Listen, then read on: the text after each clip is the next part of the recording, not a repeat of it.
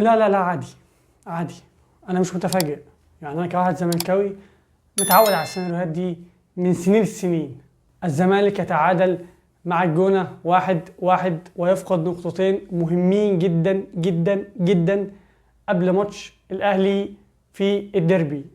الزمالك بعد ما كان مسيطر في الشوط الأولاني وبعد ما كان ضاغط الجونة في تلت ملعبه، والزمالك كان عاجبني جدا جدا في الشوط الأولاني في نقطة استرجاع الكرة والضغط العالي وصناعة الفرص، واللي كانت برضه في الشوط الثاني.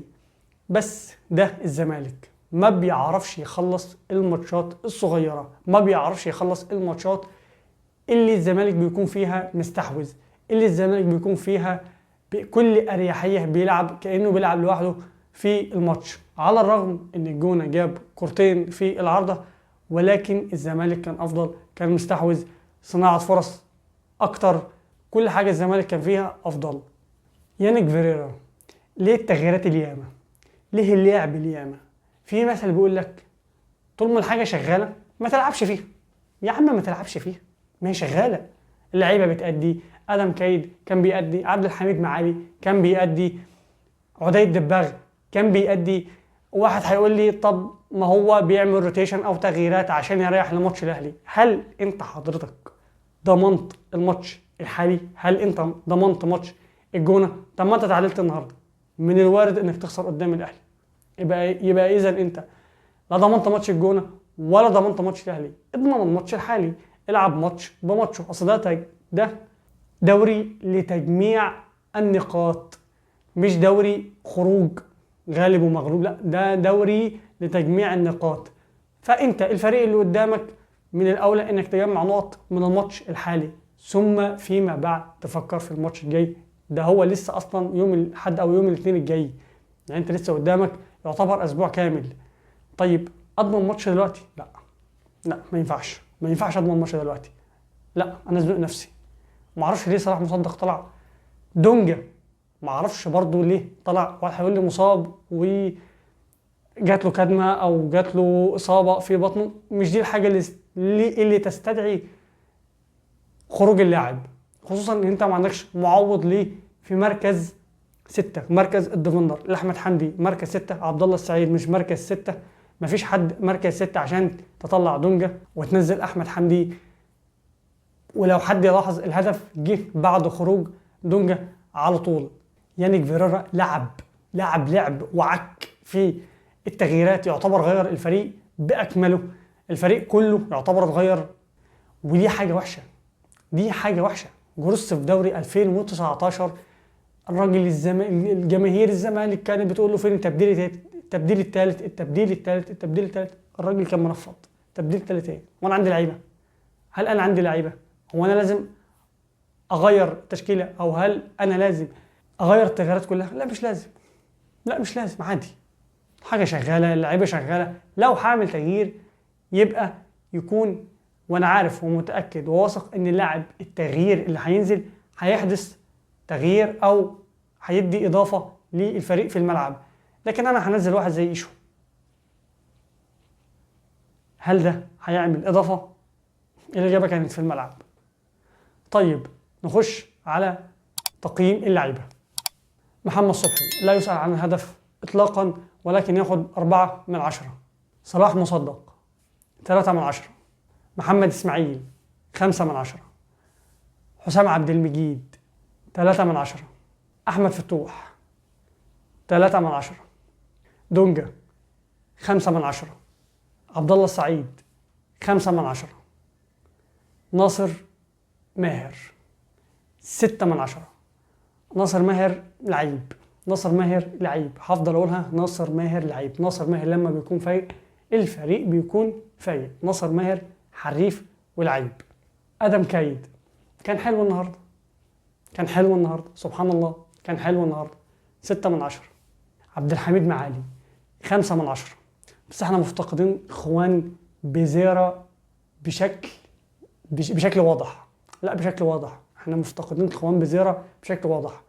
محدش بيعدي، يعني تيجي تقارنه بعبد الحميد معالي بيلعب في نفس مركزه، فرق السماء والارض. فاحنا مفتقدين خوان بزيرة جدا جدا جدا. واتمنى اتمنى اتمنى اتمنى اتمنى حته بقى ان اللعيب ياخد انذار عشان يغيب على الماتش الجاي عشان يبقى جاهز لماتش القمه. طب ما احنا ممكن نخسر في ماتش القمه، ادينا النهارده تعادلنا، ممكن لا قدر الله نخسر في ماتش القمه. استفدنا ايه؟ استفدنا ايه بايقافك؟ يعني انت النهارده مثلا لو فزنا خوان بزيرة لعب وفزنا النهارده واتغلبت من الاهلي، طب ما ده افضل من انك تتعادل النهارده وتتغلب من الاهلي. هتكون جمعت نقطتين زياده. ماتش النهارده 3 نقط، وماتش الاهلي لو اتغلبت هيبقى مش هتاخد ولا نقطه. طب لو اتغلبت انت اتعادلت النهارده خدت نقطه، ولو اتغلبت من الاهلي هتبقى خدت نقطه بس.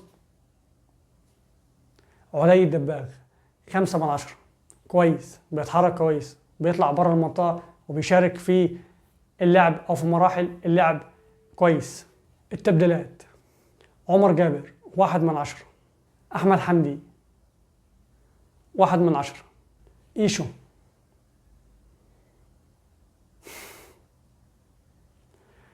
0/10، عمرو ناصر 0/10، شيكو بنزا العداء.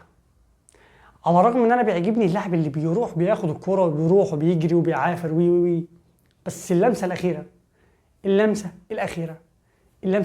وحشة. اللمسة الأخيرة وحشة جدا جدا جدا جدا. ف0/10 برضه. الماتش ده أنا هحمله كامل مكمل إلى يانيك فيريرا اللي هياخد سالب. لا سالب، لأن أنت عكيت الدنيا. عارف أنت لما تعمل حاجة حلوة خالص بس تنهيها بحاجة تقفلك من الشخص ده، أو ده اللي عمله يانيك فيريرا بالظبط. عارف ان لو الزمالك كان فاز 1-0 بالاداء ده انا كنت هكون مبسوط جدا لان الزمالك وصل، الزمالك صنع فرص، الزمالك كان حلو، الزمالك كان مستحوذ، ولكن يدخل فيك هدف بسبب لعبك في التشكيله، بسبب عكك في التشكيله. فسالب، واحمل الماتش ده كامل مكمل ليانيك فيريرا في الدرجه الاولى والدرجه الثانيه طبعا اللعيبه واستهتارهم في الماتش. مفيش بديل غير الفوز على الاهلي في الماتش الجاي، او في أسوأ تقدير انك تتعادل مع الاهلي. فوز الاهلي عليك معناه انك بتقول له قوم تاني من الكبوه اللي انت فيها، والاهلي اصلا بيدخل فيها اهداف في كل ماتش زي ما شفنا النهارده مع الحرس، انه فاز على الحرس بالعافيه بنتيجه 3-2. فالاهلي مش البعبع، الاهلي ما يخوفش. ماتشات القمه بيكون ليها حاجات تانية وحسابات تانية، ولكن الاهلي ما يخوفش. ففوز الاهلي عليك معناه انك بتقول له قوم من كبوتك، وان انت كزمالك هتدخل مكان الاهلي في الكبوه دي، خصوصا بعد انطلاقتك انت المميزه. احنا كزمالك في الدوري، واللي احنا كزمالك احنا اللي بنفرط في صداره الدوري، سواء بالتعادل النهارده مع الجونه او التعادل مع المقاولون او الهزيمه من وادي دجله. 3 فرق مع احترامي الزمالك ما كانش ينفع ان هو يتعادل او يتعثر او يخسر حتى منهم في الماتشات دي. فلا بديل عن الفوز قصاد الاهلي او على الاهلي، ولو مش الفوز يكون التعادل. وبس كده، سلام.